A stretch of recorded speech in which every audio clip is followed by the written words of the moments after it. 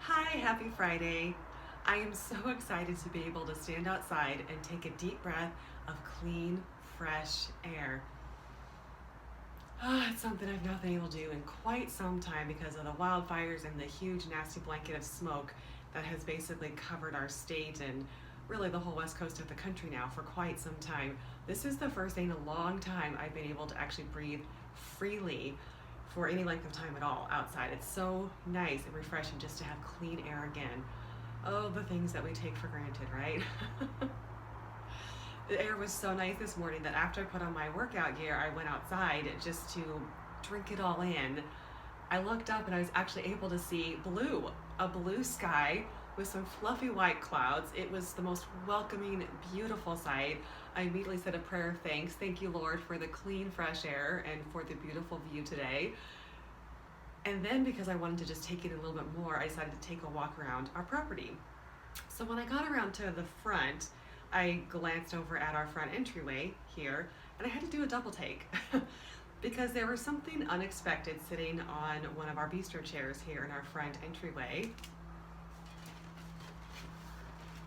Yes, you know what this is, the pink bakery box. My husband was asleep when I woke up, so he wasn't able to tell me that he had ordered and had DoorDash deliver a bunch of donuts. It was a nice surprise. The funny thing is, there was a point in time when I wouldn't have been so happy with that kind of a surprise.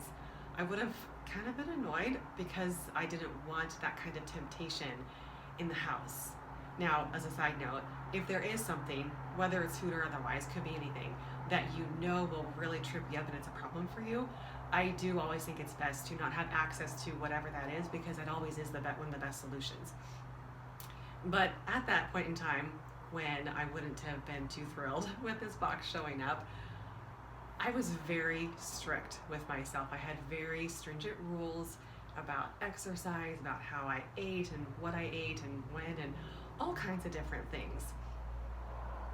As a recovering perfectionist, I really had to learn the hard way just how much being so strict was actually working against me. And it doesn't just have to apply to food when we do this, when we are striving so much for perfection that we're putting so many strict rules on ourselves. It could be how we parent our children, how we show up in relationships, how we handle things at work. It could apply to so many different areas. So I'm wondering, is there any area where you might be a little bit too strict on yourself, a little too hard on yourself, and beat yourself up when you don't follow the rules that you have set for yourself? I was able to learn, thankfully, ways to come back a little bit from that. That's why I say recovering perfectionist. It's a work in progress still. But ways that I could have better balance so that I could enjoy certain things and not have so much deprivation and feel so restricted in so many ways. It's actually something that I work on and help my coaching clients with because it is something that so many of us struggle with. There was a point in time when I wouldn't have even touched anything within this box. But today, thankfully, and like really any day, there are so many things to celebrate, right? Celebrating clean, fresh air, celebrating a beautiful day, that it's Friday, celebrating you. So I want to ask you, what is one way that you might be able to relax a rule, even just a little bit for yourself? What is something that you can do where you can step back from the rules you have in place and give yourself a little bit of grace?